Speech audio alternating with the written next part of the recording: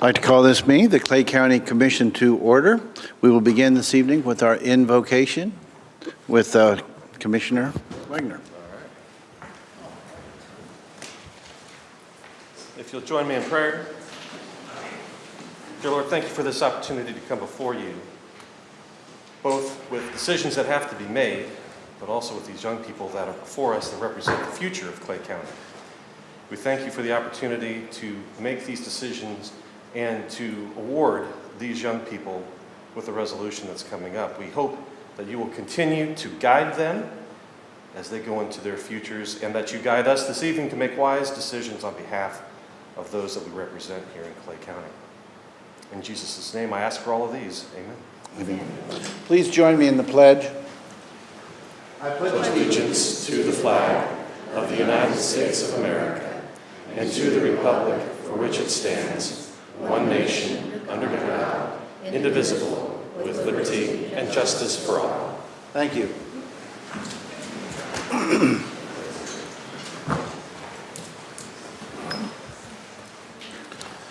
Please call the roll. Commissioner Nolte? Here. Commissioner Withington? Here. Commissioner Lawson? Here. Commissioner Wagner? Here. Commissioner Johnson? Here. Commissioner Thompson? Here. Commissioner Carpenter? Here.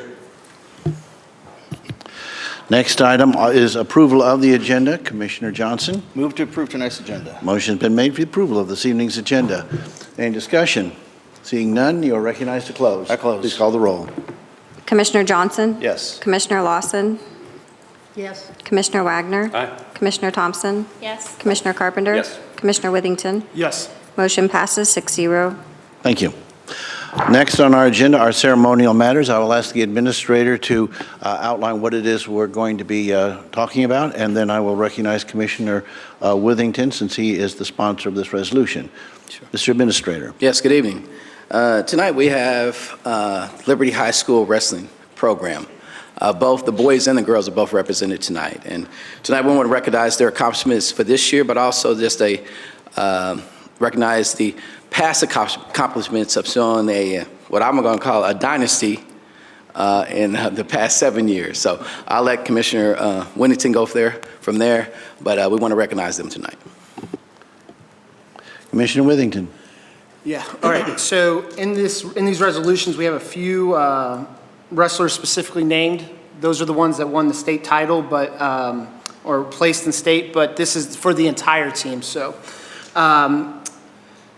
I'll start with the boys. Whereas the Clay County Commission is proud to recognize the achievement of student athletes whose dedication, discipline, and teamwork brings distinction to their school and communities. And whereas on February 28, 2026, Liberty High School varsity boys wrestling team captured the Missouri State High School Activities Association Class 4 State Championship in Columbia, Missouri. And whereas this remarkable victory marks the 7th consecutive state championship for Liberty Blue Jays wrestling program, demonstrating an extraordinary era of sustained excellence in establishing Liberty High School as one of the premier wrestling programs in the state of Missouri and nationally. And whereas the team's championship performance was fueled by the determination and competitive spirit of 8 state medalists: Rowdy Yanks, 2nd place; John Cox, 4th place; Will Pfeiffer, 2nd place; Cade Dunn, 3rd place; Roman Stewart, 2nd place; Ross Davis, 2nd place; Donovan Hodges, 5th place; Mason Bindle, 4th place. Whereas the student athletes demonstrate the exceptional perseverance and sportsmanship while competing against the top wrestling programs in Missouri. And whereas the success of Liberty Blue Jays wrestling program reflects the outstanding leadership of head coach Dustin Brewer and the commitment of assistant coaches and school staff, and the strong support of families, classmates, and the Liberty community. And whereas this achievement of these young athletes serves as inspiration to students across Clay County and reflects the values and dedication, hard work, and teamwork. Now therefore be it resolved that the Clay County Commission hereby congratulates and honors Liberty High School varsity boys wrestling team for winning the 2026 Missouri Class 4 State Championship and for achieving extraordinary milestone of 7 consecutive state championships. All right, so then for the ladies, The Clay County Commission is proud to recognize the achievements of student athletes whose dedication, discipline, and teamwork brings distinction to their school and communities. And whereas on February 28, 2026, the Liberty High School varsity girls wrestling team received fourth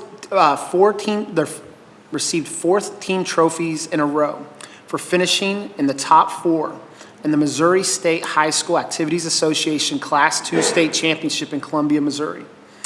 Whereas the team's performance of qualifying 6 wrestlers for Missouri's Class II tournament for the Liberty Blue Jays wrestling program demonstrates an extraordinary era of sustained excellence in establishing Liberty High School as one of the premier wrestling programs in the state of Missouri and nationally, was led by the determination and competitive spirit of 3 state championships and nationally ranked girls.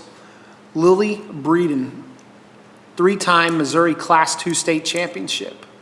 Sandy Breeden, 3-time Missouri Class II state champion. Alexis Stinton capped off a perfect 47-0 and back-to-back Class II state championship. Whereas these student athletes demonstrate exceptional perseverance and sportsmanship while competing against the top wrestling programs in Missouri. Whereas the Liberty Blue Jays wrestling program reflects an outstanding leadership from head coach Kellen Laws and commitment to assistant coaches and school staff. Now therefore be it resolved that the Clay County Commission hereby congratulates and honors the Liberty High School varsity girls wrestling team for having 3 state champions in 2026 Missouri Class II, and be it further resolved that the Clay County Commission commends the student athletes, coaches, and Liberty High School community for representing Clay County with pride, determination, and excellence. So joining us tonight, we have family and the wrestling team. So congratulations to you all, and thank you guys for being here tonight.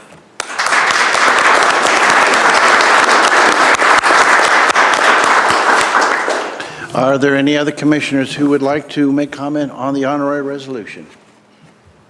Commissioner Johnson. Yeah, thank you. First, I just want to say congratulations, excuse me, to all you guys. High school sports in general and just high school in general, it's going to be a time of your life you're going to look back on for years to come. You're going to talk to your grandkids about your success in wrestling in high school. I guarantee it. But one thing that you probably don't realize is that people that are competitive in high school and sports, particularly wrestling, because wrestling is a little bit of a different sport. You got to be, I know enough about wrestling to know that I wasn't tough enough to wrestle. That's enough that I know. It's a disciplined sport. It's a different kind of discipline. I put it up there with cross country running. It's a different kind of discipline. But you got to be a little bit tougher than cross country runners. I can tell you that because I was a cross country runner.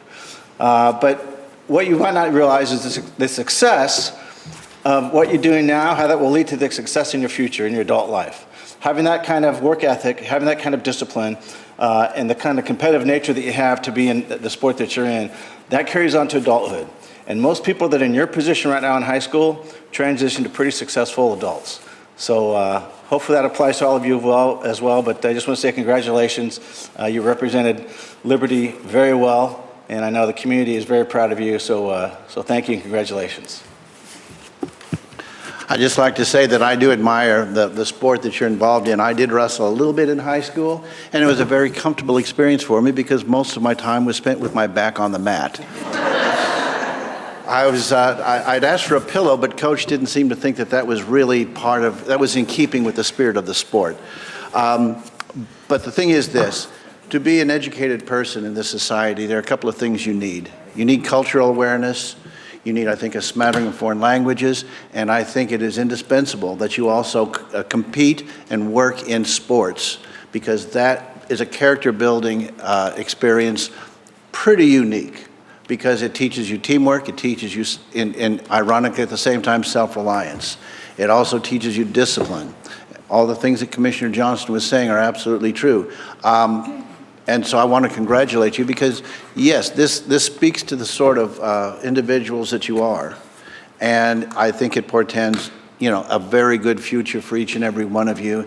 And whether you continue this sport into your next years going forward in college or wherever, or whether this is the point to where this is where you conclude your sporting career in this sport, This is a moment that you can sit back and think about and savor and say, this is a good time.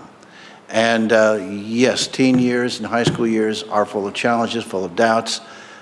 This is one of the good times. I would say savor it, enjoy the fruits of your victory that you have worked so hard to achieve, and allow that to be absorbed into your psyche and to redouble your efforts to pursue excellence in any areas that you tend to put your hand to.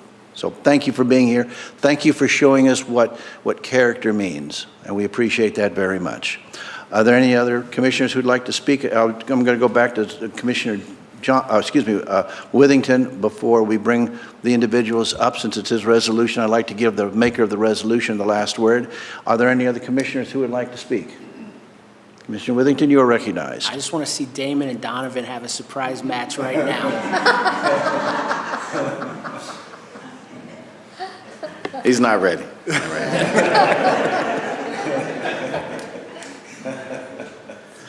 With that, would the coach like to come up and say anything before we? Please do. Oh, yes, and for anyone who is wishing to speak this evening, just as a way of information, when you come up, make sure the green light is on. Please say your name clearly into the microphone and then address your comments to the commission. Please proceed, sir. Dustin Brewer, the head coach for the boys and kind of the overall leader of our group here. I just want to say thank you to the Clay County Commission for this incredible honor. I'm going to repeat some of the things that you guys have already said a little bit, but I want to talk about our teams a little bit. I would say that many people this year underestimated our team. Even though we had won 6 state titles in a row, we were definitely not the favorites this year to win another title. But as the year went on, the boys showed that dedication, commitment, and teamwork means a lot. They won a district championship, a conference championship, and then a 7th consecutive state title. Individually, our boys had 4 in the finals, and I really want to thank our 3 senior leaders, Cade Dunn, Will Pfeiffer, and Donovan Hodges. On the girls' side, we truly are a wrestling program. Both of our boys and our girls work together. We practice together and we do a lot together to kind of build one big team. Our Lady Jays finished 4th, making it 4 years in a row that they brought home a team trophy. So pretty special. They had 3 individual state champions: Lily Breeden, Sandy Breeden, and Alexis Stinson. And we just want to thank you guys very much for having us today, and we very much appreciate it. Thank you, Coach.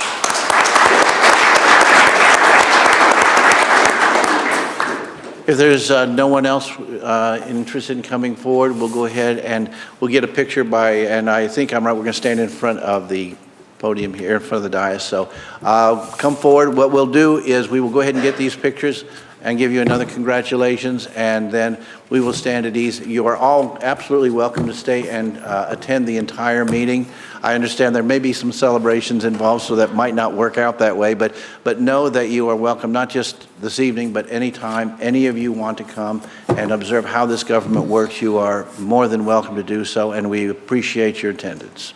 With that, let's go ahead and get lined up and get some photos. Do you want us maybe back here?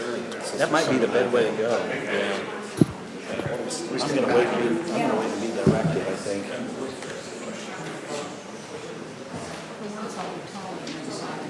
That's right. But they still are taller than me. These are high school kids, they're taller than me.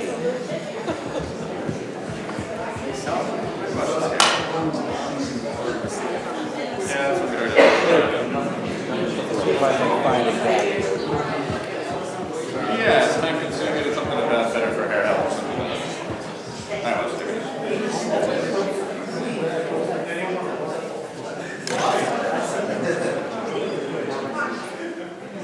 All right, eyes up here. 3, 2, 1. All right.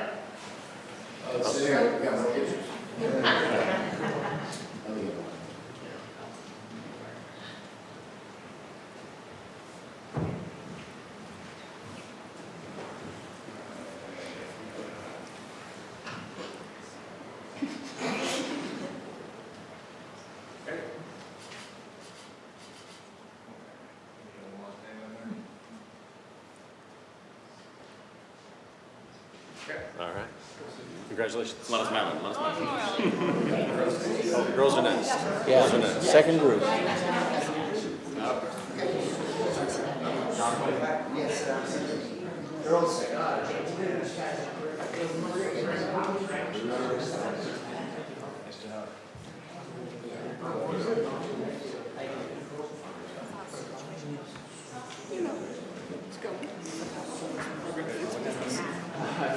I'm not, yeah. In fact, I feel not done just yet, you know. Thank you.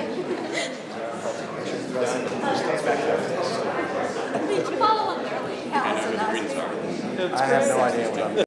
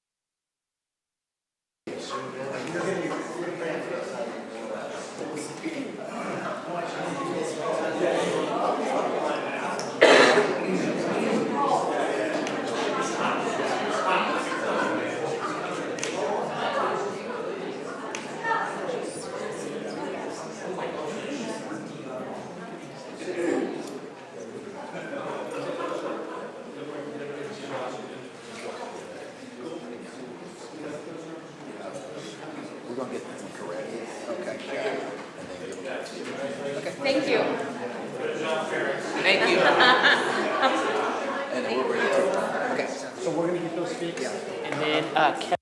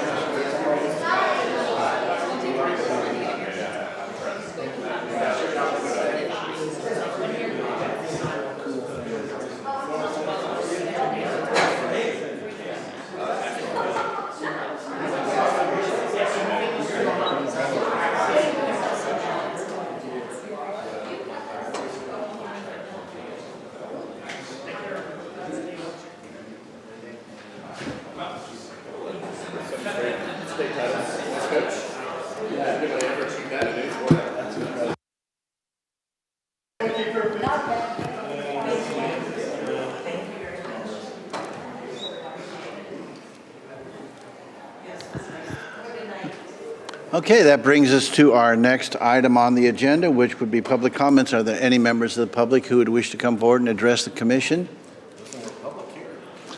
Hardly any, hardly any.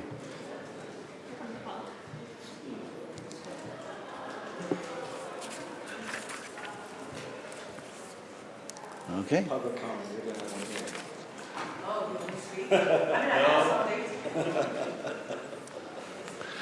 All right, if there are no public comments, that brings us to our consent agenda. Mr. Administrator? Yes, good evening. Tonight we have 5 items on our consent agenda. First one is the meeting minutes from December 18th, January 8th, and January 15th for a review. Your next item is 2026-75 approval of invoice payments for Clay County for the period of March 7th through March 13th. Grand total of 454 invoices totaling $1,716,323.05. Your next one is 2026-77, approval of Clay County Detention Center detainee housing agreement between Clay County and the City of Kearney. Next one is 2026-78, approval of Clay County Detention Detainee Housing Agreement again between Clay County and the City of Excelsior. And the last one, is approval of renewal of a Jesse James Bank Museum lease agreement with Old Farm Holdings. That'd be it for this evening. Is there a motion? Commissioner Johnson. Move to approve tonight's consent agenda. Motion's been made for the approval of this evening's consent agenda. Discussion? Seeing none, you are recognized to close. I close. Please call the roll. Commissioner Johnson? Yes. Commissioner Lawson? Yes. Commissioner Wagner? Aye. Commissioner Thompson? Yes. Commissioner Carpenter? Yes. Commissioner Withington? Yes. Motion passes 6-0. Brings us to our regular agenda. First item on that regular agenda is 2026-76. Mr. Administrator. Yes, 2026-76, approve of invoice payments for Clay County Prosecutor's Office from the period of March 7th through March 13th of 2026. We have 15 invoices totaling $3,098.25. Commissioner Johnson. Move to approve 2026-76. Motion's been made for the approval of 2676. Discussion? Seeing none, you are recognized to close. I close. Please call the roll.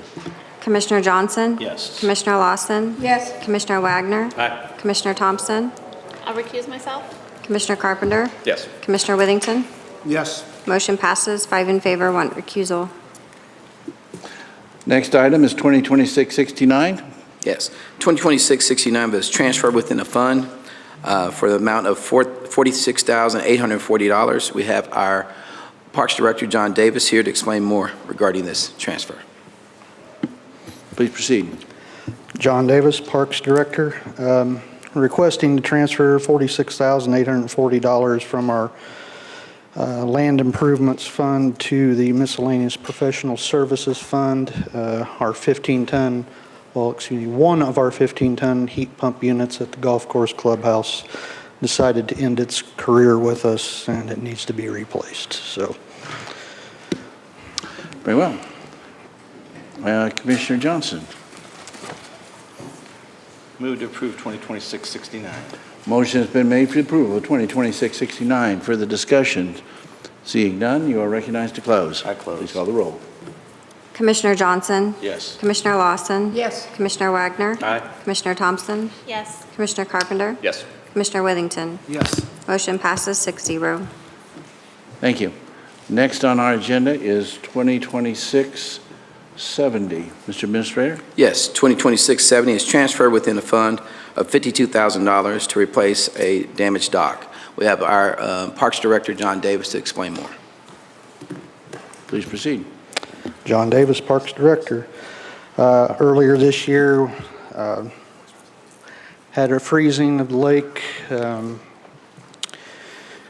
pushed the Paradise Point Marina dock toward shore and damaged a dock, bending the frame, and also the courtesy dock. Requesting to transfer $52,000 from Capital Building and Structures Fund to Miscellaneous Professional Services to pay for this project. Very well. Commissioner Withington. Hey, thank you. I don't remember the dock letters. This isn't the dock that no one wants to use, right? No, this is a dock, so it's a covered dock on Okay. closest to the boat ramp. Okay, thank you. Commissioner Johnson. Quick question. None of this is covered under insurance or anything like that? It's $51,000, or $50,000 is the deductible. Deductible, okay. So Yeah. it's, That's what I figured. Okay, move to approve 2026-70. Motion has been made for the approval of the 2026-70. Further discussion? Seeing none, you're recognized to close. I close. Please call the roll. Commissioner Johnson? Yes. Commissioner Lawson? Yes. Commissioner Wagner? Aye. Commissioner Thompson? Yes. Commissioner Carpenter? Yes. Commissioner Withington? Yes. Motion passes 6-0. Thank you. That brings us to 2026-82. Mr. Administrator? Yes, 2026-82, approval of grant application for submission to MARC for potential funding. We have our Parks Director, John Davis, here to explain more. Please proceed. good evening. Mark has called for applications for submittal for trails projects for trails. This will be a 2029 project. And I have PowerPoint. I think I got it right. We're looking to submit, there it goes. To start the south trail loop of Smithville Lake, this would pretty much circle the entire lake. In 2020, they had plans done for this trail project, so it's a little bit easier for us to do it since we do have some sense, or a trail, or blueprints for it. This would be a 3-mile addition. Eventually, we're going to split it up into 3 phases, so a mile each phase. So if you see the map, the line in pink here, that is the new addition. The green lines, if you can see them on your screen, that's the existing trail. That's multi-purpose asphalt that's existing. The orange, that is existing equestrian trails. And the blues way up here in the top, that is mountain bike trail. So our proposal is to start this project, phase 1 will start at 156th Street and Mount Olivet, and then end at 5 Corners Road and Lake Access 27. I did not get a good shot, but pretty much 92 Highway is the bottom of the picture, so it would give easy access off of 92 Highway.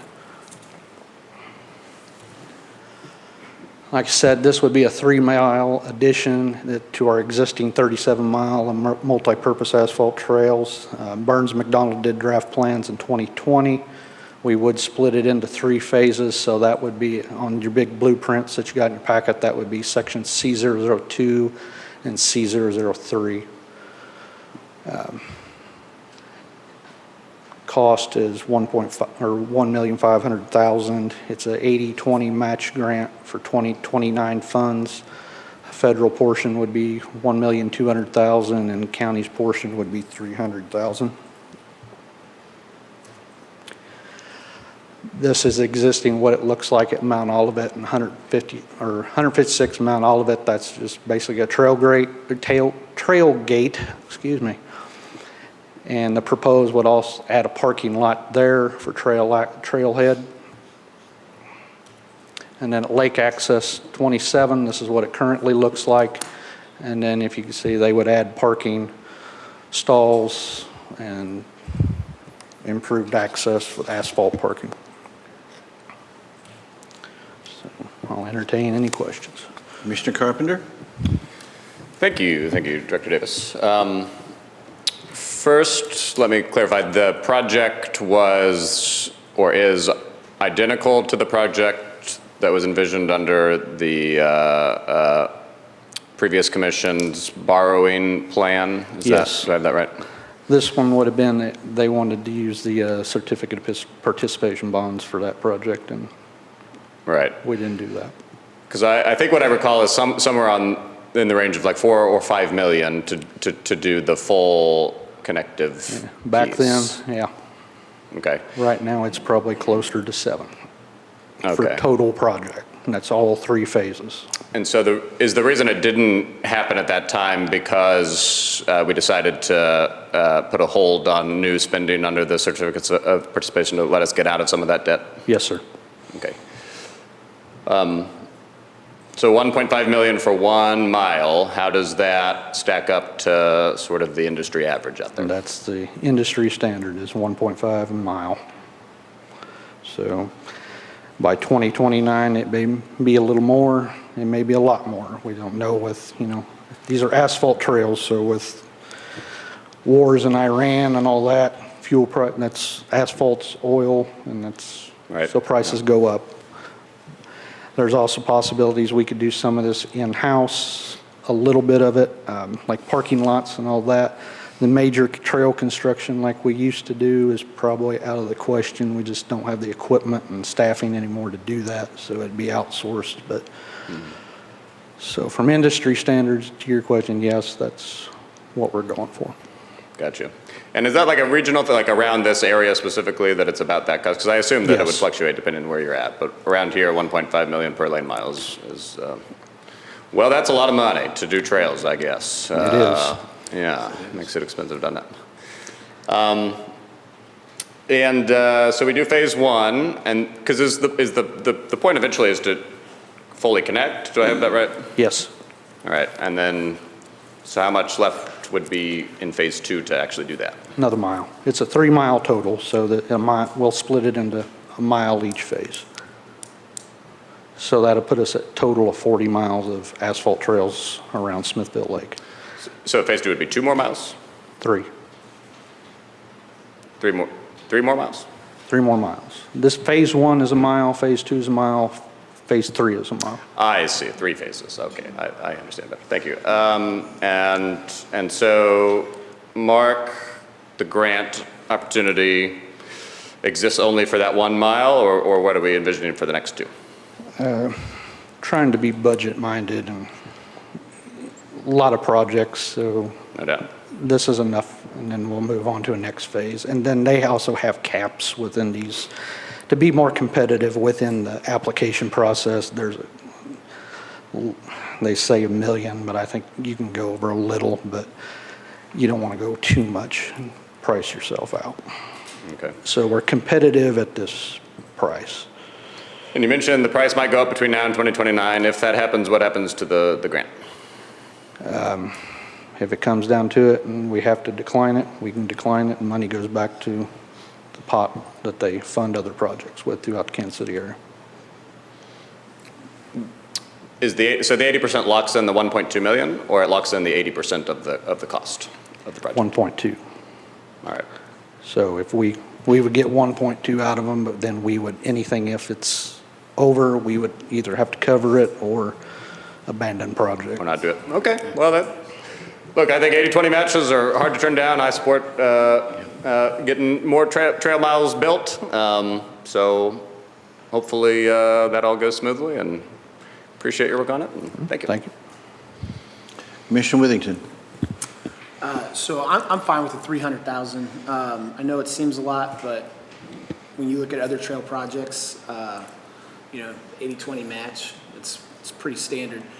My question, before I make another statement, is with the 2% management fee administered by Mark, there's no way we can handle that in-house to save the 2% management fee? We probably can when that time comes, but we'll just have to see when that time comes. Okay.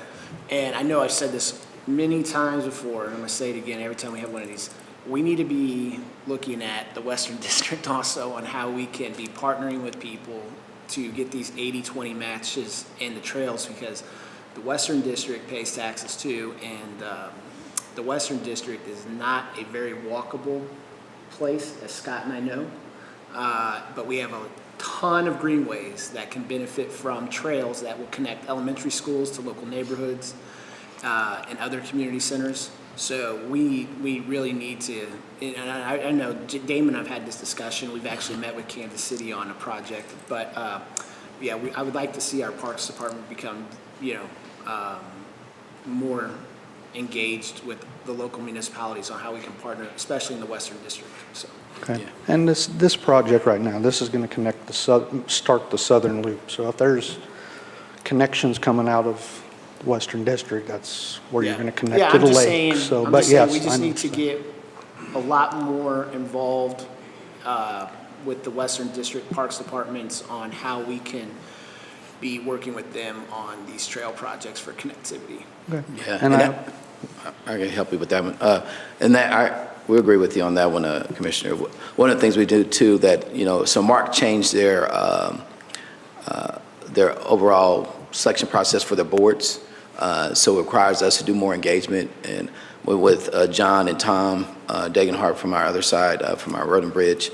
That's one of the things we talked about, is working with the other communities within Clay County, pretty much from Smithfield all the way down to North Kansas City, to see not only the support of that, but also what we can do to be collaborative, because with their scoring criteria, the more collaboration and the more funding they have, and Exactly. and with a network, it helps us out a lot. So. Yep, exactly. So, all right, thank you. Commissioner Wagner. Thank you, and I don't mean to divert the conversation, but just picking up on my colleague's comments, it strikes me this project picks up something that was planned back in 2020. We are currently working on a plan for our park system. My hope would be, as that plan becomes realized, that as we have future STBG opportunities or other MARC-related federal funds that come through, that that plan that we're working on now can inform a project like what Commissioner Withington has suggested. Knowing that these funds are still kind of out, and you have out years to consider, but nevertheless, if you have those years to plan, then you can come up with some projects to make those connections from east to west. Correct, and I'm hoping when the master plan does come in, it gives us a little bit of information. It's a lot of territory, Yeah. Where do we start, which ones should be priority, and I do encourage everybody, if you let everybody know, there is another survey that's coming out, the mailed survey is completed. They're doing an online survey, they're getting it prepped now, but you can also go on the webpage and mark locations for ideas. So there's still more input to the master plan, and Sure. I hope everybody takes advantage of that. No, I appreciate that, and that unsolicited, that update that you just threw in there, so I appreciate that. But it does go back to that comment I think we made even as we were discussing it about that idea of things sitting on shelves. Clearly, this one is coming forward off that shelf, and look forward to an opportunity to discuss when this plan is done, how we can bring it to life through funding sources like these. So appreciate it, John. Thank you. Commissioner Lawson. That brings another thing to my mind. If we're looking at this kind of cash outlay, this is not a done deal right now, right? It is not. Okay. This is just Would request to we be apply. wise, maybe we need to go ahead because it could be a grant. If we don't go ahead and take it, then we could lose everything. But why are we proceeding with so much money before that study comes back to tell us if it's even viable? I go up there to the lake all the time, and the one trail that sits right before the marina, there's people there all the time. They do walk it, and you see lots of cars in the parking lot where they are walking that path. So there's some good ones up there already. But I'm just thinking, why are we committing to this before we know what the study's going to say? And it could come back and say, whoa, this is a bad deal, guys. So, that's the only thing I thought about. I can help with that one. For one, with the grant process, it's a certain timing. So in order for you to do for the MARC grants, you got to be getting within a certain time frame. Like this is due next week, and that will be for the 2-year period before you could come back and request it. The other portion I had talked to John and them is to look at projects, being that they created a new board that makes a decision making regarding that. I'd rather for us to be able to provide a project that we can get behind, that we know it will help complete a project. And with this one being able to complete a trail piece, we think it would be pretty good. And from our initial responses from the first survey that went out for the parks management plan, many speak about trails and opportunities to have more activity. So that was a couple of things we looked at as well. And thinking about this one, it doesn't go until 2029, so you still got a few more years after this to decide what steps we want to take. But this allows us to go at least make an opportunity to go before them and see what might happen. Oh, I'm sorry, I didn't realize you were I off. did it, it's my fault. Just thinking about what these two gentlemen said, is this grant specifically has to be done at Smithville, or is it any trail? Any trail, and other entities are competing for this grant. So Well, I Kansas just- City, Kearney, Excelsior, Smithville, they'll all be putting in applications to get this funding. I was just thinking, if it's something that could be utilized on the west side, instead of doing it we've got trails over there. The Kearney's got lots of trails, I know that. Excelsior's got great trails.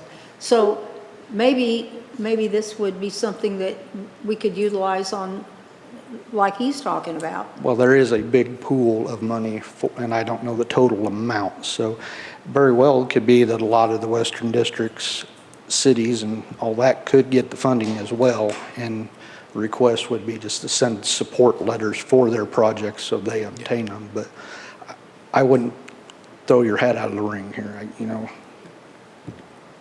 keep trying. We'd like to try for it and see what we can do. So. Yeah, okay.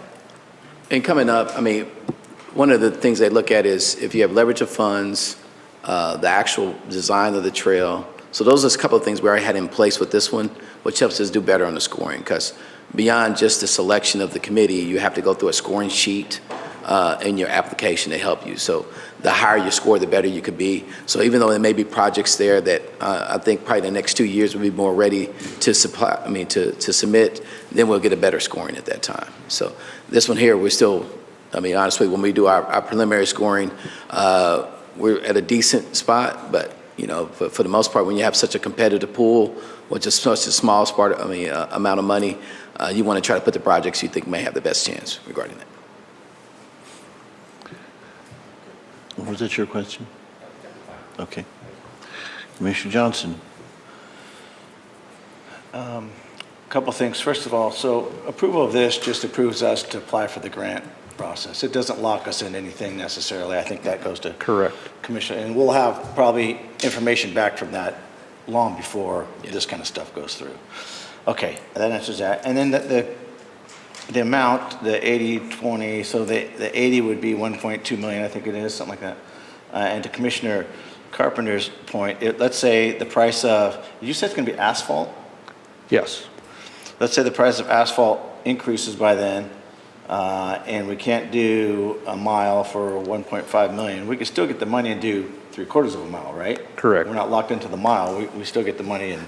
Yeah, we can go back and say we need to amend the project, and sometimes other projects fall off and we can request more money.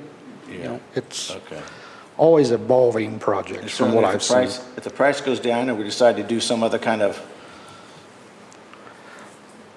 something other than asphalt, you can always do more than 1 mile, right? Correct. Yeah, okay. That's all I got. Move to approve 2026-82. Motion's been made for the approval of 2026-82. Any further discussion? Seeing none, you're recognized to close. I close. Please call the roll. Commissioner Johnson? Yes. Commissioner Lawson? Yeah. Commissioner Wagner? Aye. Commissioner Thompson? Yes. Commissioner Carpenter? Yes. Commissioner Withington? Yes. Motion passes 6-0. Thank you. Thanks, Brings us John. to the final, thank you, John. Brings us to 2026 Ordinance 9. Mr. Administrator. Yes. 2026 Ordinance 9, we have approval of modification to our, to amend our HR manual. We have our HR Director, Given Callahan, here to explain more regarding our promotion policy. Good evening, Commissioners. Kim Callahan, HR Director. Pull it to you, Kim. Oh, there we go, here we go.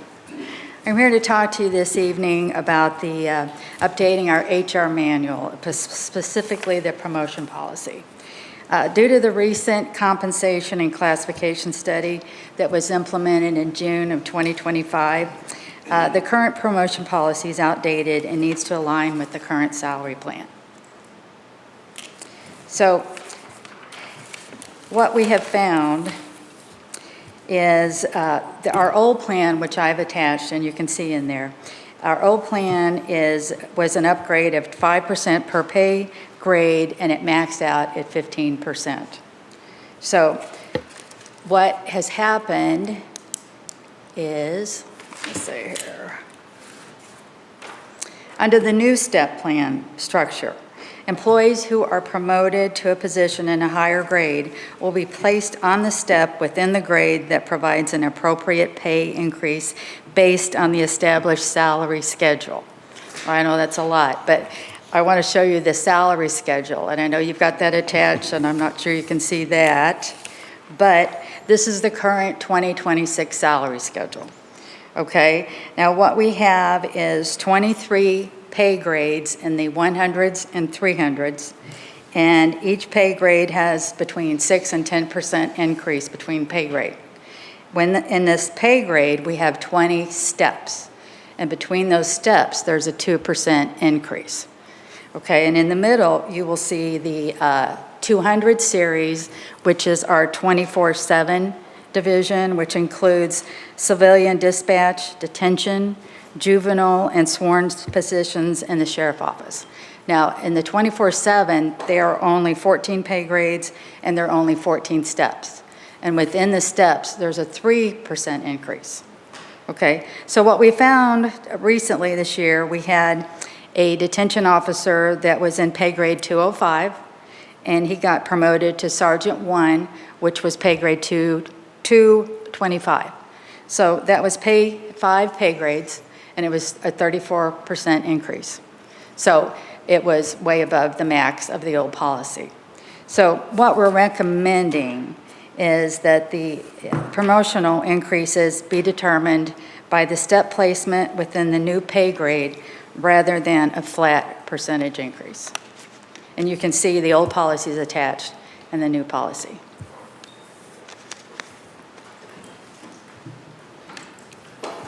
Any questions? Questions? Commissioner Johnson? So if I'm understanding this right, this is just a cleanup to something we've already implemented. We're just Right. putting it in writing now. Right, and for some reason, we didn't look at the old policy and those percentages, because they don't match and they don't work at all. We just kept it in there. So it's just cleaning it up, yeah. Okay.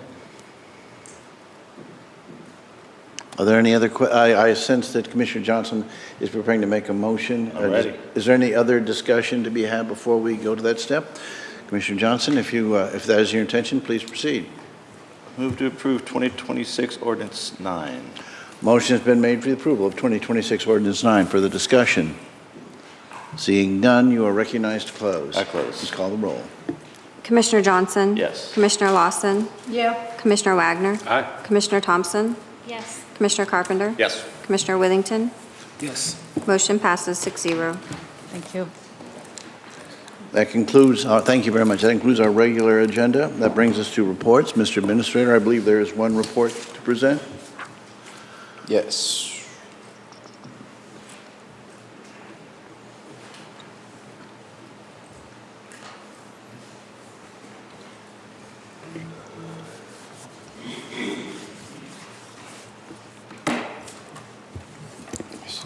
Good evening. We're going to do our Clay County Annual Report. The presentation, but the actual annual report will be available and have hard copies for you next week. We wanted to get the presentation now, and then it'll be also available online.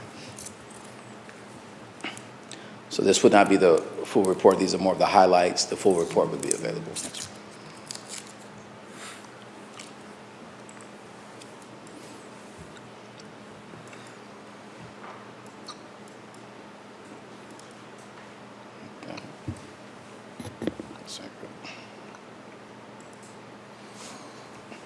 All right, going back to our core values of integrity, collaboration, innovation, accountability, and customer service. And then we're also looking at our focus areas of safety and well-being, infrastructure, financially sustainable, economic opportunity, and employer of choice. So those were the key focuses that we utilize in creating our annual report.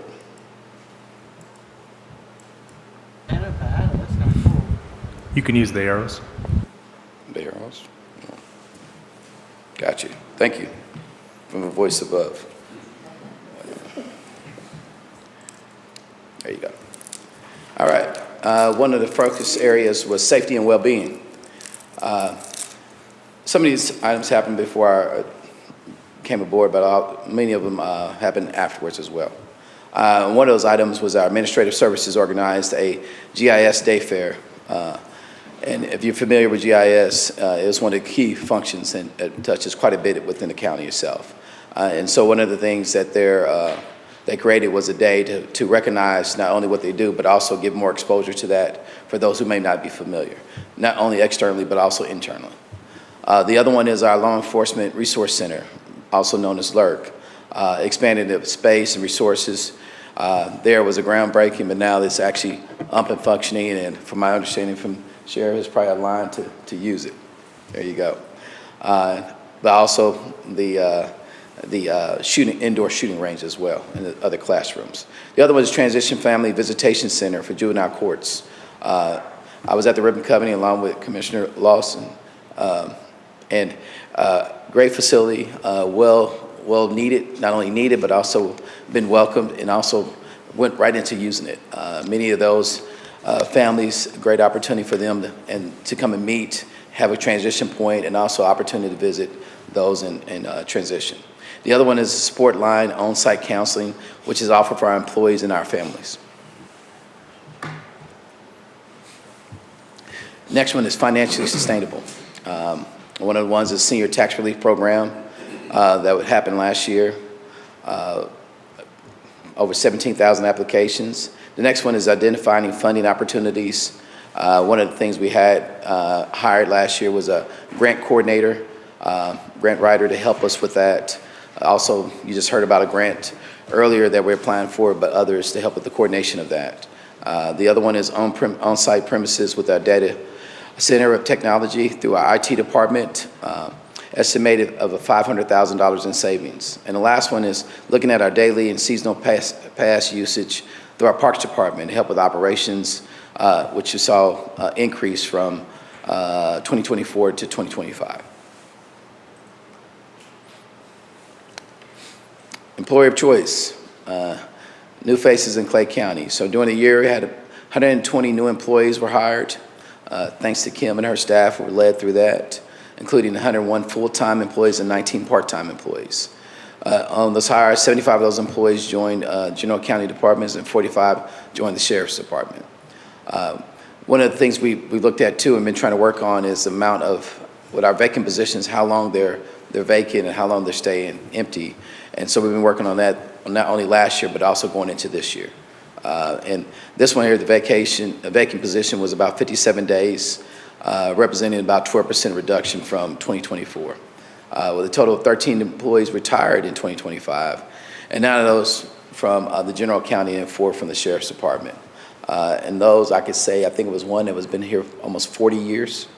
Others been there 30 years. So when you speak of long-term employment and what we look at in today's environment, you don't often see that as much. But when you see that, it's based off how we do and the culture that we're creating. So we're trying to give you a culture of long-standing employees who want to be here and enjoy what they do. Employee engagement survey. So we took one earlier this year, looked at the work-life balance, other items there, and about 65% got positive responses regarding that.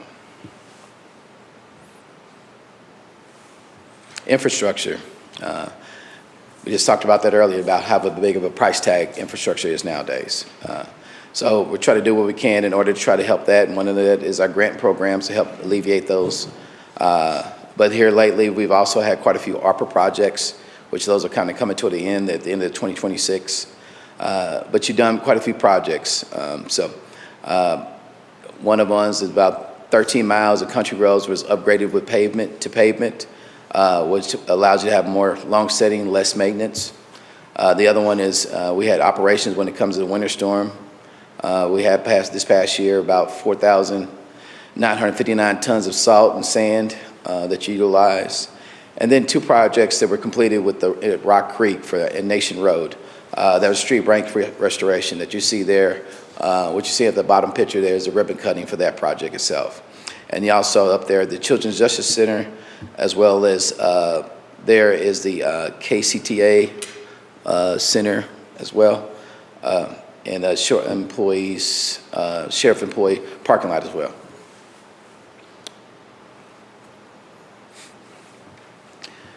Next one is economic opportunity. So Go North, I think you all have heard that quite a bit over the past several weeks, but it's still going on, and I think we're about 78 days away from the World Cup. Not that everybody else is counting like I am right now, but it's coming fast and heavy to us. But I will say that the Go North campaign, what we'll share with you all in the coming weeks is just how much of a impact it has on social media for us, as far as our branding and our marketing going throughout not only the county, throughout the state and throughout the region. Your next one is Jesse James into the 20th century. So we've been working on some changes there in the museum, utilizing iPad, utilizing other accesses to allow you to be able to enjoy the experience and enhance that experience. And the last one is the Sports Commission, and we'll move on. The next one is parks continue to do extensive education programs, which help us with our outreach. When you think at 51 public programs, but also 29 library programs, gives exposure to us as a county.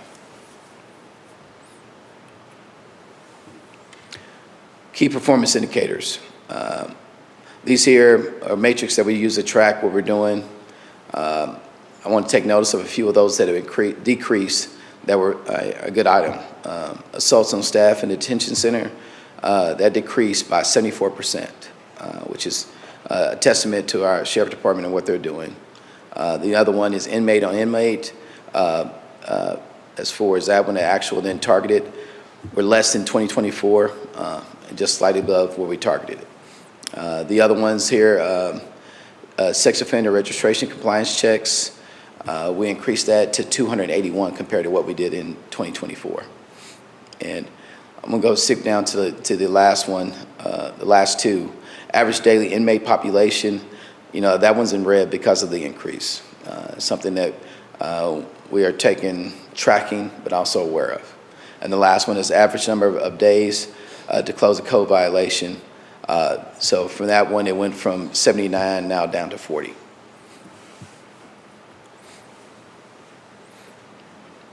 The next one is looking at the different items maybe for financial sustainability. Debt per capita through the auditor's office. So our targeted was about $64, and now we're at $57.87. So it's a good item. The same thing was full-time employees per capita. You're at 2.16 compared to the target of 2, and also increased beyond where we were at 2024. The one is rate of tax collections. The actual amount this year was less than what we should be, but we're continuing to do better on that one. An investment in return on relative benchmark markets. Our finance services has looked at where we were well above where we're targeted at 1.75 to 3.18.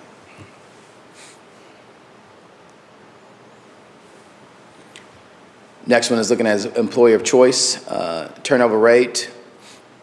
So less than 2024, but not where we targeted it. And the average number of days fulfilled vacancies, again, less than 2024, but not where we targeted to be at. Infrastructure-wise,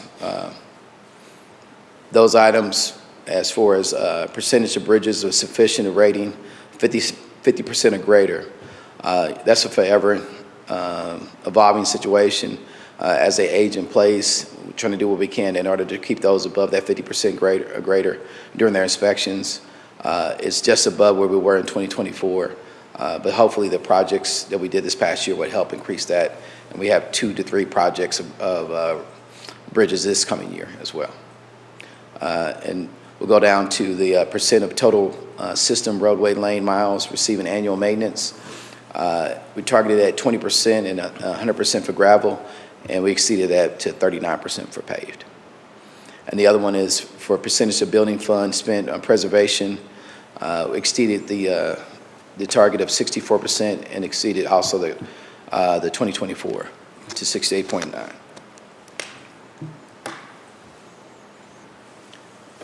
Tourism dollars, that was one of the main ones that targeted-wise what they were looking at, but for the most part, those things fluctuate based off where you're at. Again, that was just a highlight for what will be coming up next week to give you more in-depth as far as what will be available online, as well as be provided to you in by hand. Commissioner Carpenter. Thank you. That was fantastic, and I love to see all those great numbers. Thank you. I did have a question on one of the numbers. On the full-time employees per capita, you had a 0.2 increase, which was a 27% increase. Is that more driven by a different way of who we're how we're calculating full-time employees, or did we actually see that big of a jump? It wasn't, as far as the county itself is what we looked at. Is that what you're asking? Yeah, I think it was full-time county employees per capita, and it went from 1.9 to, it went up about 0.2, which is about 27. Yeah, that's the one, 196 to 216. Per 1,000. Yeah, so that would suggest that we did some fairly significant hiring into getting new full-time employees. I'm just curious about that, like where we're seeing that type of employee growth, which of the departments, that kind of thing, Well, or what reflects that? Yeah, as far as, well, I think you're in two places. One is in your sheriff department, but overall, it was probably based off also full-time employees per capita. It's also based off of how many went from vacant positions to actual field positions. And so we had quite a few hires last year that we did that before. The year before was probably vacant positions. Yeah, so I kind of figured that was probably part of the mix. Yeah. All right. One other thing, and this is the minorest of quibbles, too, because this will go out on the website, and we do printed copies as well and distribute those. So you mentioned under the Go North campaign, you mentioned marketing and branding. I know Scott's done a little bit of that. I've dabbled a little bit. My question is just on the cover page here, and I ask this as a lover of cows. I love beef, drink a lot of milk. I know some cattlemen, good fellas. So no beef with cows at all. Thank you. Thank you.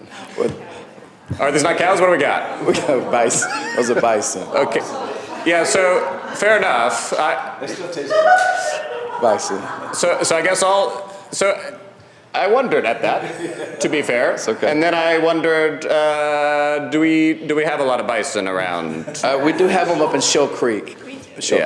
So, but my question is about branding and marketing. Okay. Okay. And so cows, bison, love them all. I got what you're getting. So the county, as we send out the annual report, to the extent that it gets viewed by prospective folks who are looking to know more about the county and invest in the county, Mm-hmm. I guess that's my question: is are we sending necessarily the right message with portraying? Because most of the county is obviously not doing that. Mm-hmm. So that's my question. Gotcha. It's noted. I mean, for the most part, with this one here, it's probably more the idea of family attraction, things of that sort. But I got what you're saying. We could look at that. Yeah, again, very minor thing. I just, the message it sends to me, if I was just kind of a person outside of the county, the message it sends to me is that, that we do a lot of rural stuff with the bison. And we do certainly love our rural parts of the county.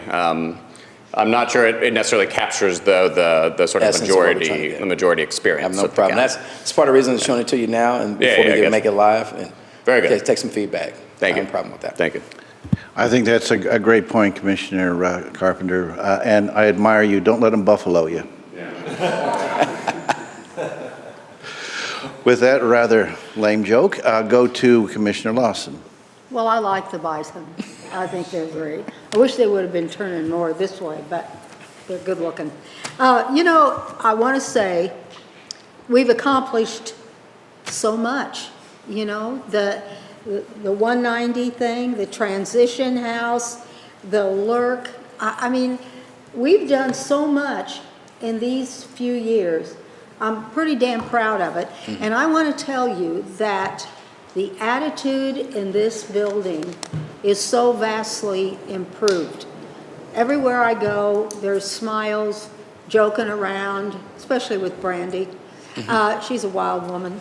But it really, everybody has a good attitude, and improving the fact that we're doing appraisals on a regular basis, as we should. The fact that we're keeping that salary in line, that means, as we all know, that means so much. This is our livelihood.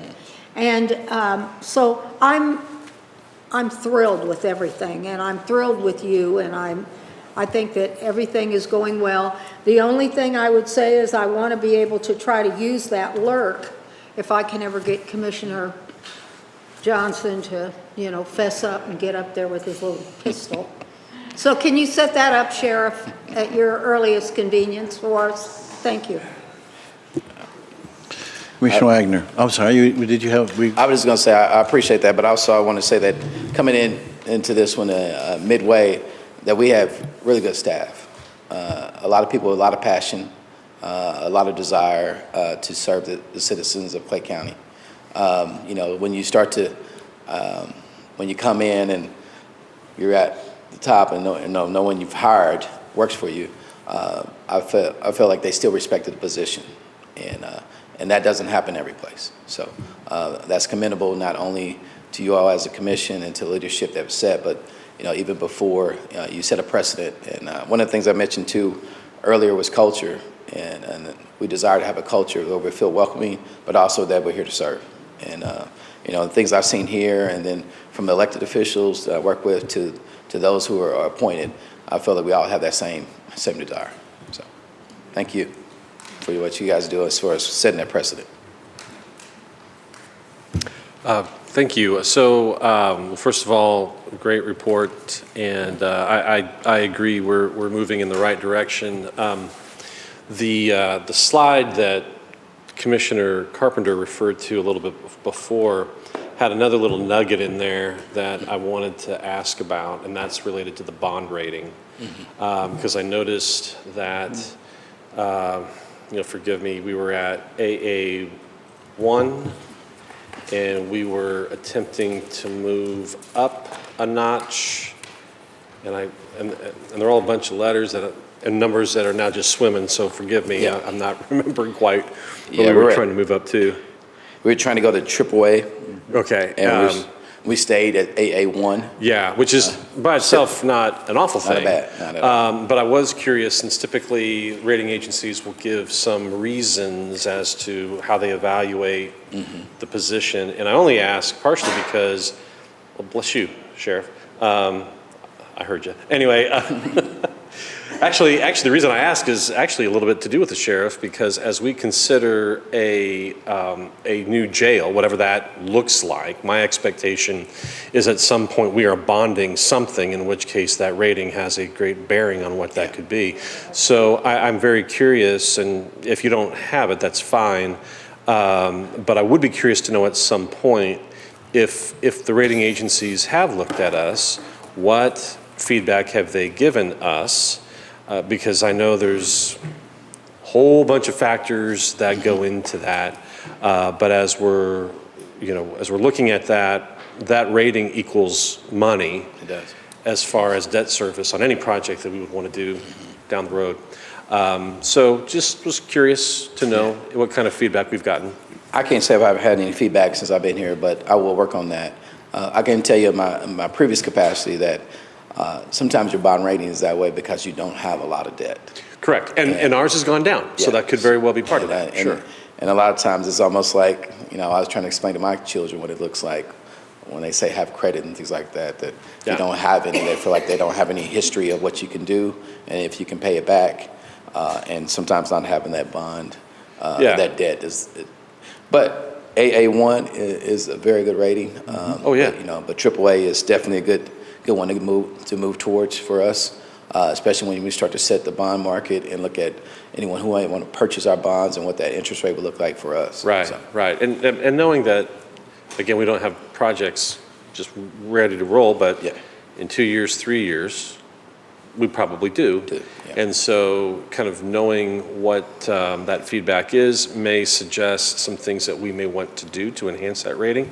Or to your point, if we don't have a lot of debt and that's what's kind of pulling that down, then there's really not much you can do. But you put a yellow on it, and so I couldn't help but my eyes going right to it. So I'm blaming you for my question. That's it. Just so you know. You know what, those highlighted, sometimes those colors get us in trouble. That's right. But yeah, it is where it's stayed at, which is a good thing. And where we are, especially in our current market. But more than likely, because we do a good job of paying things of that sort. Ours is probably more of like, Yeah, no, that's fine. not having it. And I will just reiterate what my colleagues have said. You've been a wonderful addition to the county, and this shows. So thank you.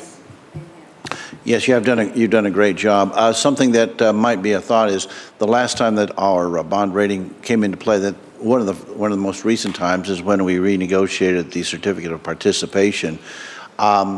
And that was something that was very important because it allowed us to shed more debt, it allowed us to get a lower rate, and it certainly made our debt payments go down in a considerable way, and it also, I think, shortened the duration of that particular debt. Yeah. Which is great, and we need to be doing that.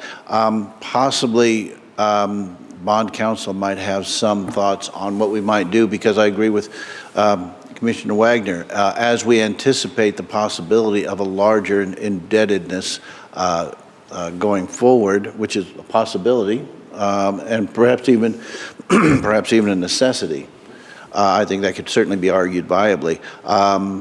If we can get any information or any suggestions from bond counsel on how it is that we might improve that, when we're talking about numbers as big as what we could be contemplating here, the difference between those two ratings could be significant.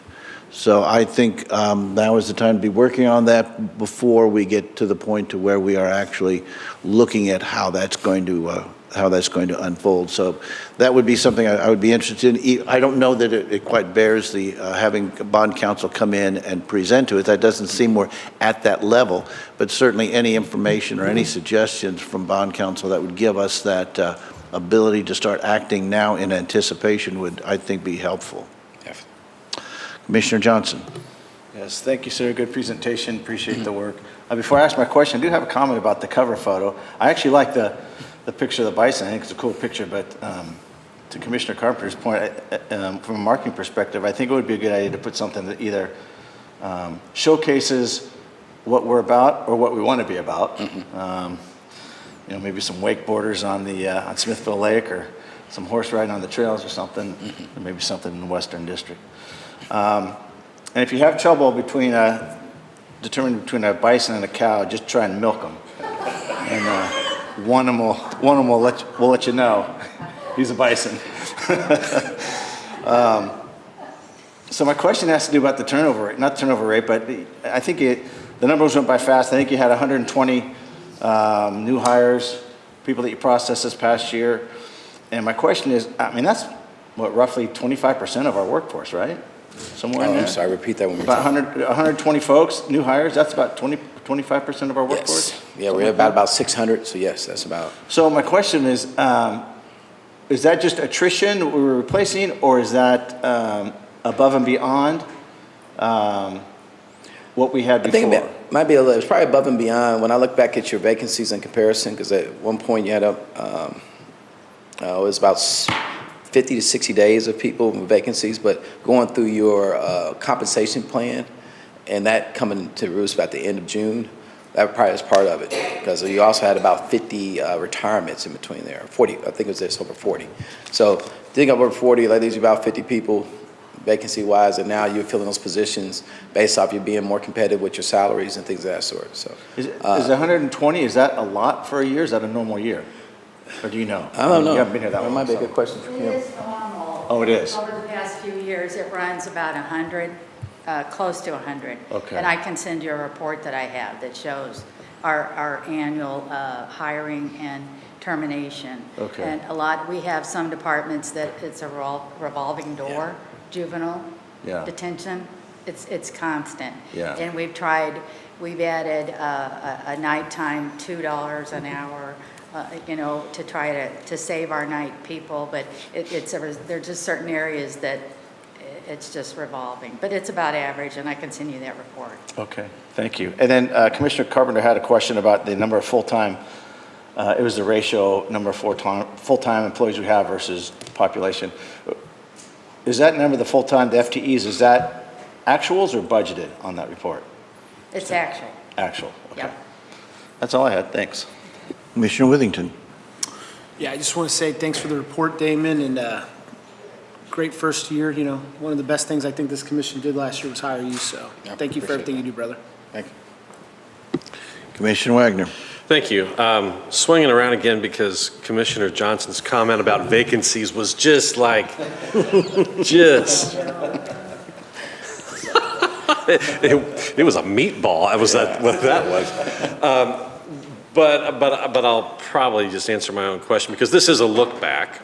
So I guess my real question is, what we're talking about in terms of vacancies and turnover is consistent with what we've seen or what we were shown back in December when we were making this year's budget as far as the number of vacancies are concerned. And of course, for those at home who don't know what I'm talking about, it's usually when we've talked about how we've been able to have a net balance on our books, it has been primarily because we have vacancies that show we budget for them, but because we don't fill every vacancy there is, we are able to have a positive line at the end of the year. So I guess I'm just trying to make the connection between this report today and what we were shown in our budget, just to say these are consistent things, right? Yeah.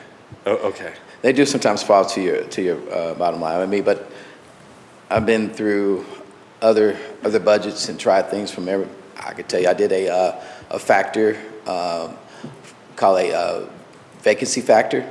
So multiply that by the budget based off the amount of vacancies, and I can tell you that department way outdid my expectations, and we had to do a budget transfer at the end of the year for $700,000 because they hired everybody I thought they. I mean, I wanted them to hire, but that vacancy factor caught up with us, which was a good thing. I mean, because it's shown that compensation study impacted their overall hiring, and then the changes they made, so now they didn't have to even use the vacancy factor going forward. So it's something you have to look at. I think right now with us going through a compensation study and not going through that full year of it just yet to really see how that impacts your overall budget and your vacancies. And then how long they stay on the books.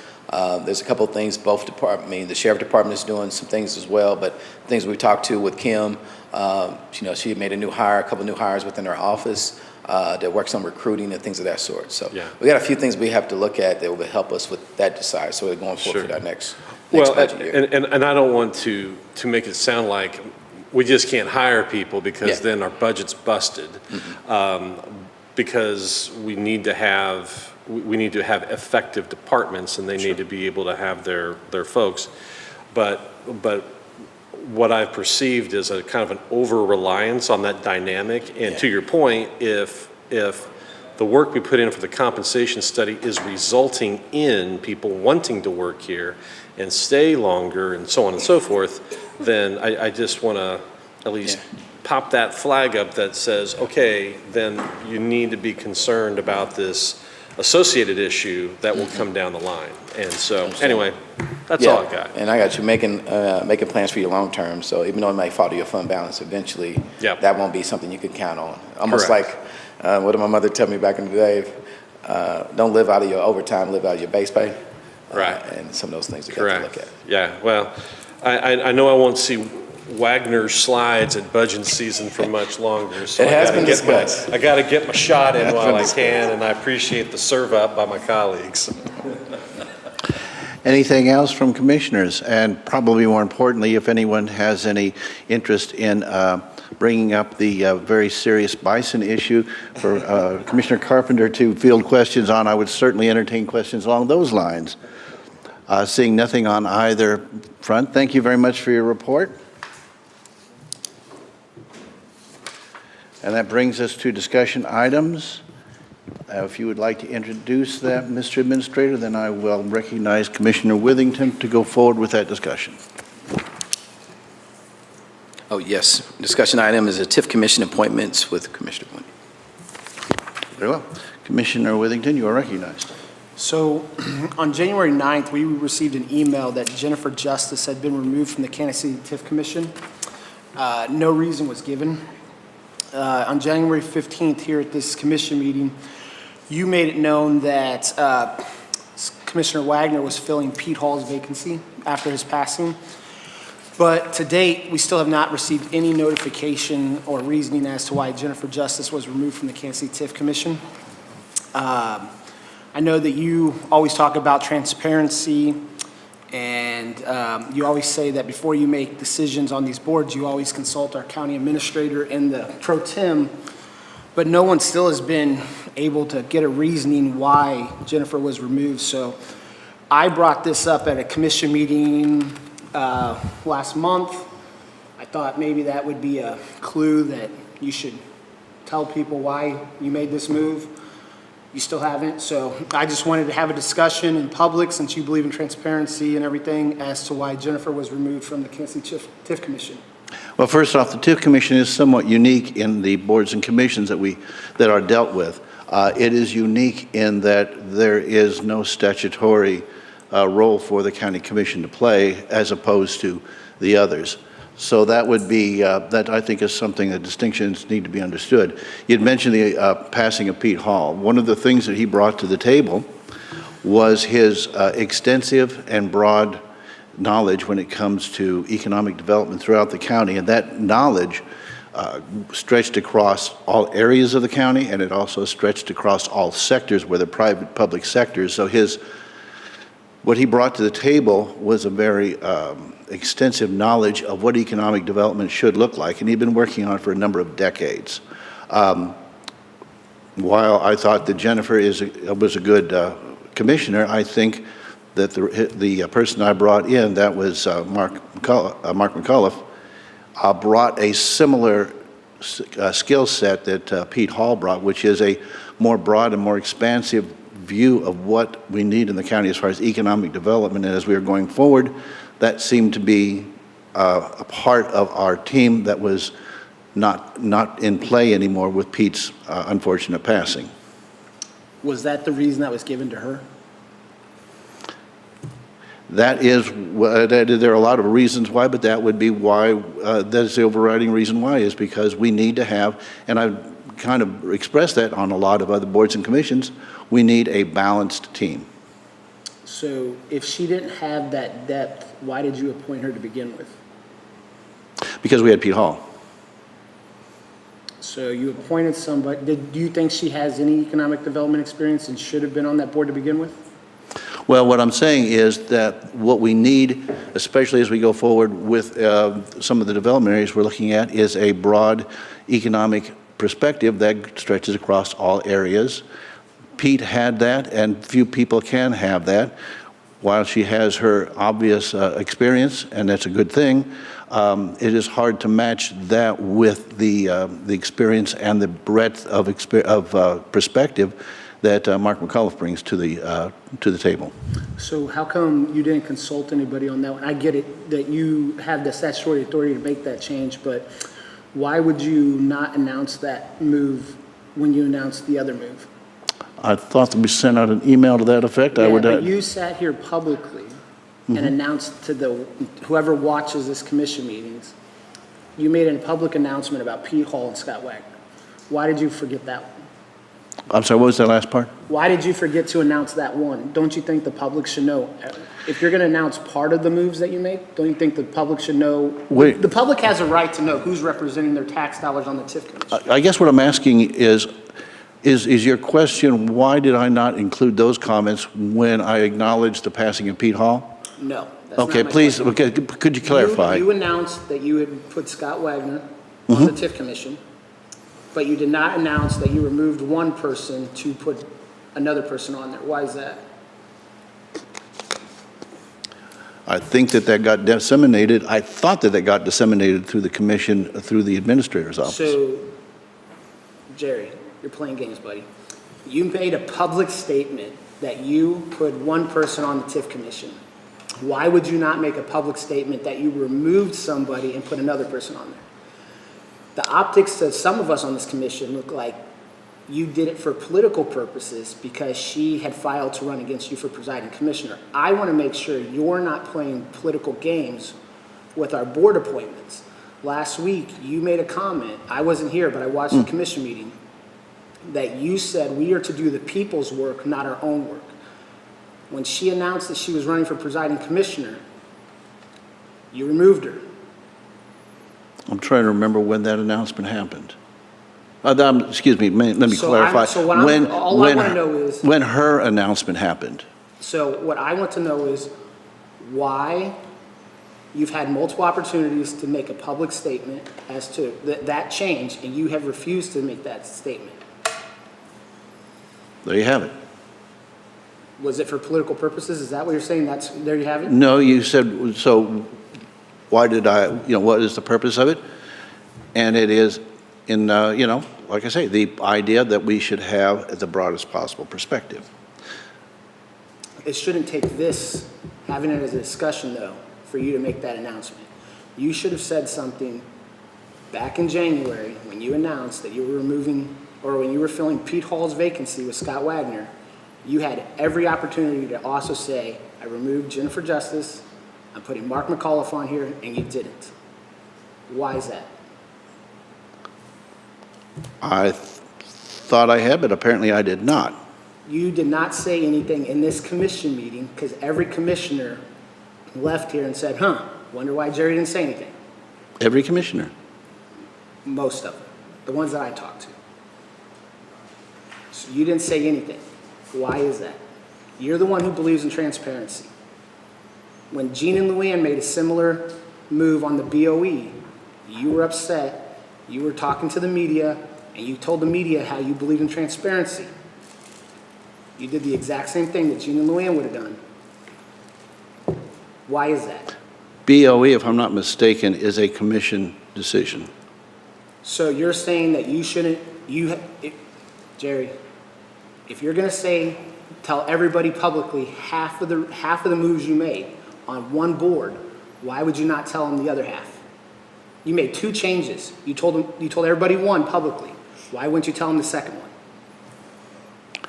Once again, I believe that went out through the administrator. You said something publicly, Jerry. Why wouldn't you say the second part publicly? You told everybody that you put Scott Wagner on there. Why wouldn't you announce that you removed Jennifer and put Mark on there? Once again, I didn't. I thought I had, maybe I didn't, but You said you don't know what you said in your commissioner do I know what I comment? said in every, clearly you've done your research on this, but So Go clearly ahead. you don't believe in transparency when it comes to this. Is that what you're saying?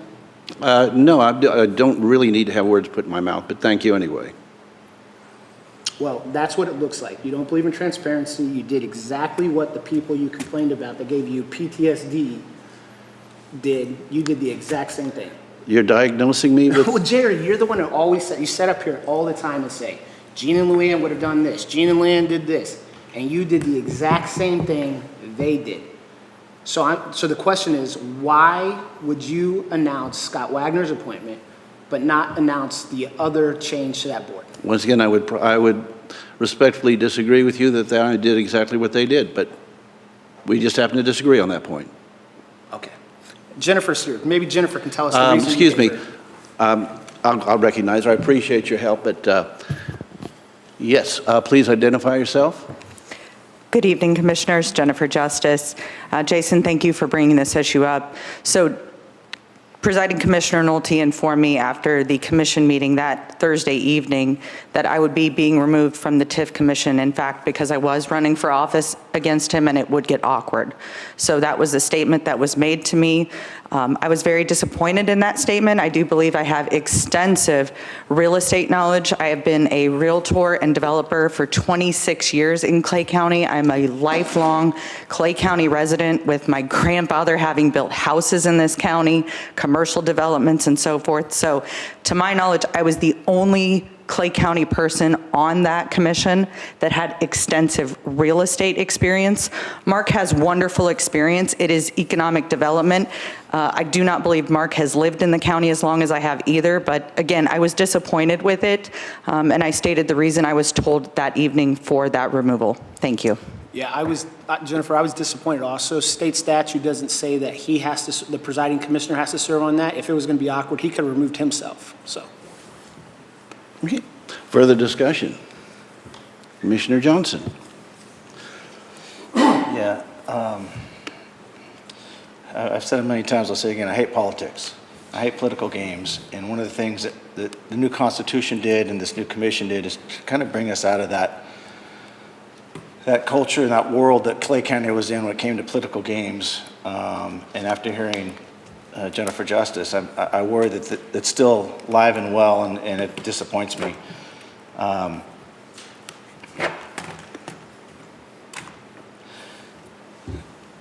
So, to me, it's one of two things when it comes to politics, and you're right, you can appoint anybody you want to that TIF board. You don't have to ask our permission or include us or have a conversation with us. But I think that is at the core of one of the issues that we've been struggling with on this commission, is not having any conversations or any input on anything that you do. For instance, with this particular one, had you told me, your pro tem, that you were going to remove her from the board and put Mark McAuliffe on there, my first concern would have been the conflict of interest for Mark. Although I like Mark, I have no problems with Mark as a person being on that board, but as the executive director of the Economic Development Council, you could certainly see there could be potential for a conflict of interest. His job is to bring business to the county. The TIF board is to give those businesses tax breaks. So if you can't see that conflict, there's a problem, because there's certainly a conflict with he goes to businesses, hey, come to Clay County, and hey, I sit on this board, and I'm not saying Mark would do this, but it's the appearance that we got to look out for. And I would have told you, hey, there's an appearance, although I like Mark, there's appearance of a conflict here. That he's going to bring someone to the county for business, and then he sits on this TIF board and, hey, yeah, I think we should approve this business for some kind of tax breaks. I don't think that's good. When I try to think of why, this is the first time I've heard an explanation of why you put Mark on the board, because of his economic development experience. What experience does he have? I've never heard him have any, except for he was recently hired as the executive director for the EDC. Does he have any experience in economic development? Yes. What is that? I don't have his resume in front of me right now. Well, do you know off the top of your head? I mean, I'm not asking Yeah. for his resume. Off the top of your head, what? Because I thought in his job he did leadership development stuff, and I know he teaches some exercise classes. I didn't know he was in economic development. He is. He works in economic development as in his position. So yes, he has the perspective in his new position. Yeah, he has the perspective that I think is broader than than In his most new people have. position, you're talking. Yeah. There's no prior position, right? We had economic that you know of. I would have to check in that a little more deeply. But go ahead. Yeah. So obviously he has no more economic development than Jennifer does. Obviously, I would argue that she has more. And so that just strikes it doesn't pass the smell test. Certainly, you'd want the EDC to support you in your campaign. And certainly, I know that Jennifer has contributed to your campaign in the past, which means to me, you either put her on the TIF board because she was capable or because she had given you campaign contributions, which means you either took her off the board because she's no longer giving you contributions or she's no longer competent in serving on that board. You certainly can't say she's no longer competent in serving on that board. It just reeks of politics. Can you legally get away with it? You did. But you're getting called out on it.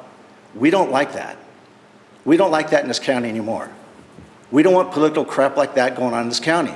We do what's best for the county, not what's best for any one of us.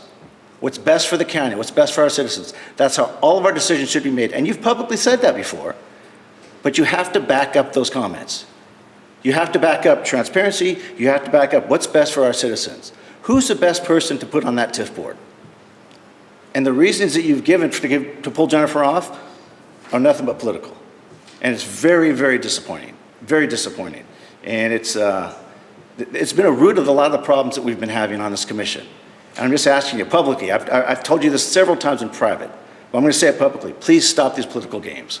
Please stop what I think is political corruption. I think it's horrible. I think it's disgusting. I think we should do the right thing for the right reasons for our people. That's it. Regardless if we get reelected or not. I'm up for reelection. I don't care. I'll say what I think is right for the people. If they don't want to reelect me, that's fine. If they do, that's fine. But I'm going to go to bed knowing I'm doing what's right for the people, what I think is right, and none of these political games. Commissioner Lawson. Oh, excuse me. There you go. Thank you.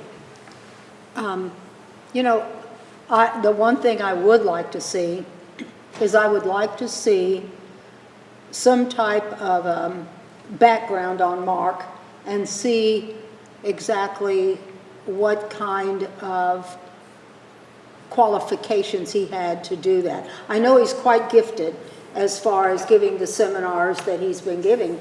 Great guy doing that. I'd like to see what his background is like. The thing that bothers me the most, Jerry, is that whether I support you or whether I support Jennifer, I support Jay Swearingen. The bottom line here is, if she were told to her face, I'm taking you off because you're running against me. I mean, if that is a fact, my strong feeling would be that she needs to go back on that board, because removing her for that reason, my gosh. Now, if you went to her and said, look, I got a better person than you. Here's what the guy's got. He's a better person. Here's why. And you're good. You've been good, but I'm going to go ahead and replace you. Would have thought nothing about it. She probably would have thought nothing about it.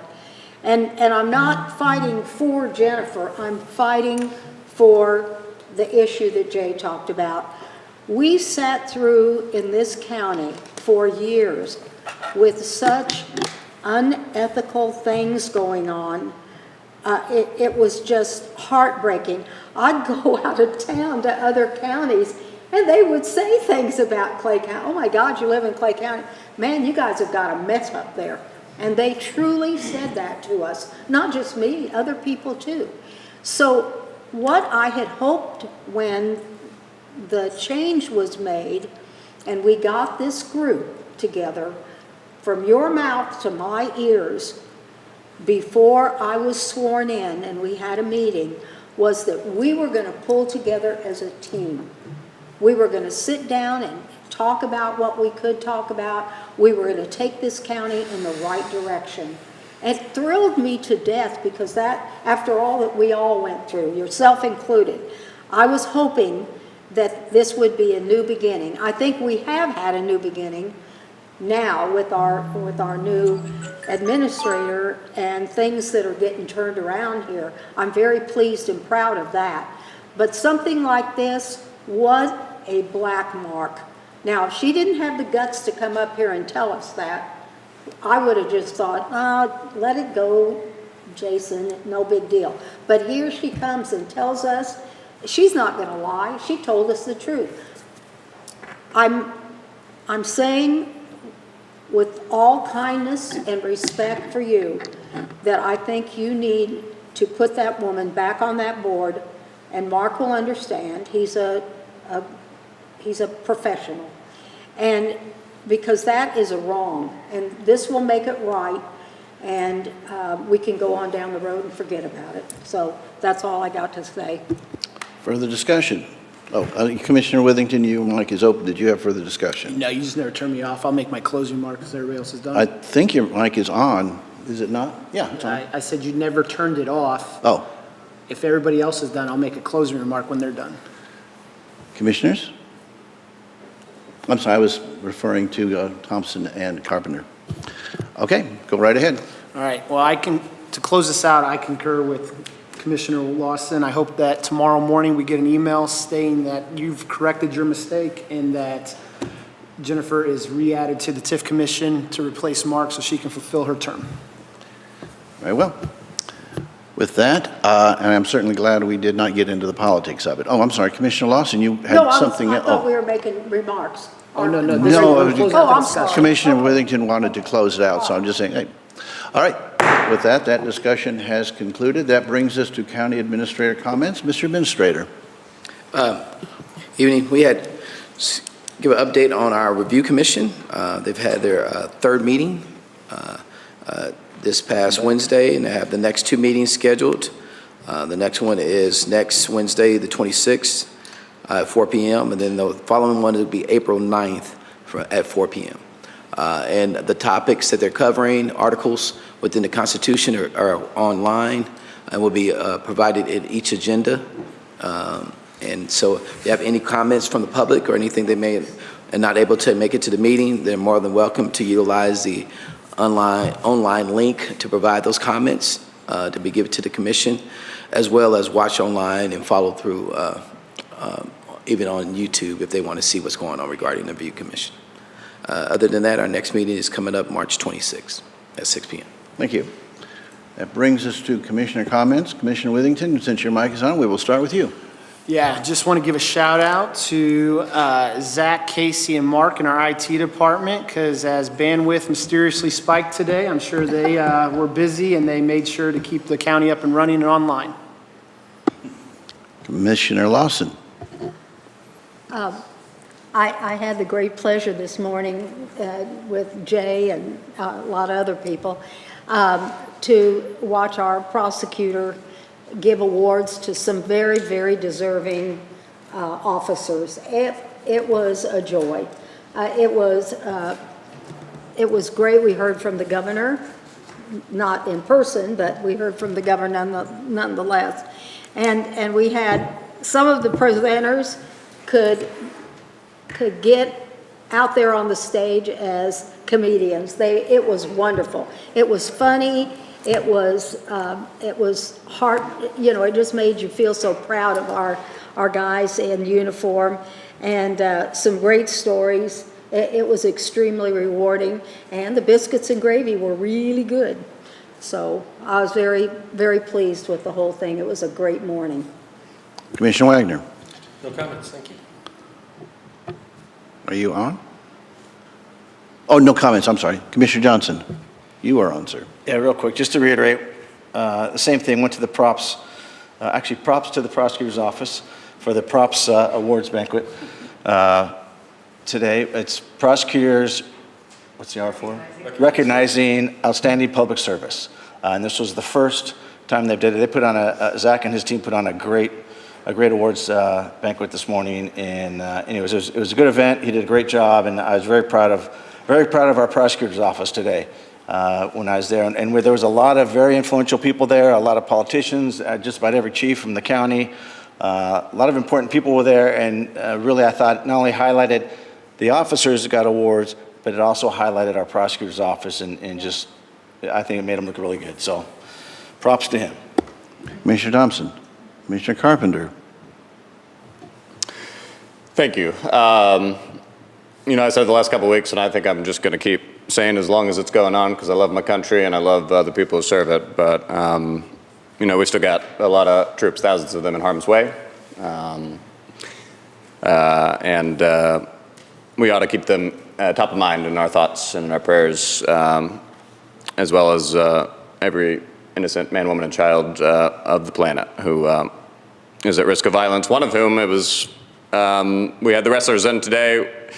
Iran did some public executions today for the first time in some days. They did it by public hanging, and one of the people they executed was a 19-year-old wrestler who has competed successfully in international competitions and was pretty well known in the wrestling community internationally. And we're fortunate to live in this country where that kind of thing doesn't happen. And we ought to keep in mind our gratitude about that and about the people who serve our country, and allow that to continue to be the case. Thanks. Okay. With that, we are adjourned. Thank you.